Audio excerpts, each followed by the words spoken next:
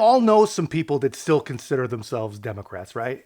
And a lot of these people, especially the ones that we admit to actually knowing, more or less are pretty normal people. These are not Hamas supporting crazy people taking over college campuses. These are not people who support government sanctioned human smuggling on the southern border.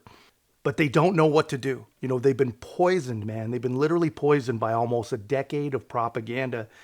And now in a lot of ways, man, their brains are just broken. They're stuck between a guy and Joe Biden that they can see with their own eyes is one of the worst and most despicable humans to ever walk the entire earth. They're stuck between that guy and Donald Trump, who they've been told is the most despicable human to ever walk planet Earth. They don't know where to turn. And now, to make matters much, much more worse, their favorite propagandists are now trying to rewrite history in real time. Adults. It's staggering. Not just to me. I know I'm a conservative.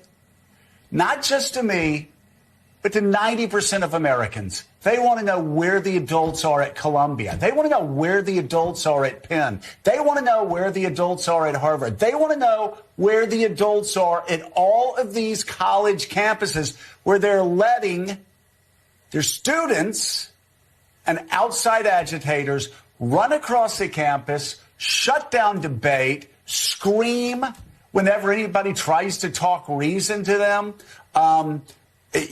shout genocidal chants, hold up signs pointing to Jews saying Hamas's next victims, holding up signs talking about the final solution, chanting constantly from the river to the sea. You know what from the river to the sea is? If you don't, that's all right. Most of the students chanting it don't understand that they are chanting genocidal comments. All right, joining us now. They want to wipe out all Jews, and they want to destroy the state of Israel, and they want to kill Jews and push them. See, they are Hamas on college campuses when they chant that. Some of them may not even know what they're doing. Yeah, exactly. That's the point.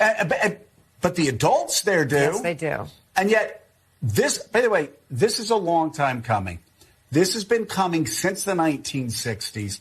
And now the people that were burning down college campuses, the people that were taking over presidents' offices, those people are now on the faculty senate, in the faculty senate, trying to encourage these students to... Do you think he even noticed his evil wife trying to stop him numerous times? I mean, she didn't even bat an eye when he pretended he was a conservative, which is absolutely hilarious. Joe Scarborough was saying, I know I'm a conservative. That's ridiculous. That didn't make her flinch, though. But as soon as he started sounding like he was about to defend some Jews, she was like, somebody please shut this pet Republican up. Somebody got to help. I'm going to say something I don't think I've said in a very, very long time, if ever. Joe Scarborough is absolutely right. This has been brewing since the 1960s. But I'm going to remind him, it hasn't been without warning. Very intelligent, trusted people have been warning us all since the 1960s, and they were ignored. People like Joe Scarborough, they're not sounding the alarm.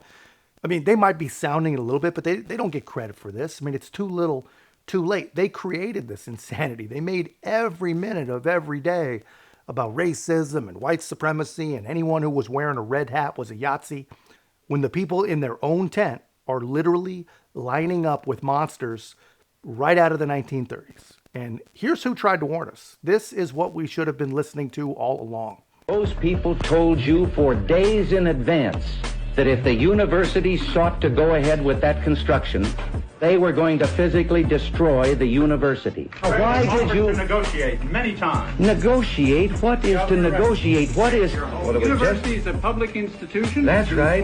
But the university... For its own community and for the community of Berkeley that live around it. All of it began the first time some of you who know better and are old enough to know better let young people think that they had the right to choose the laws they would obey as long as they were doing it in the name of social protest. I'm sick and tired of the argument about whether some effort to enforce law and order is going to escalate anything at all.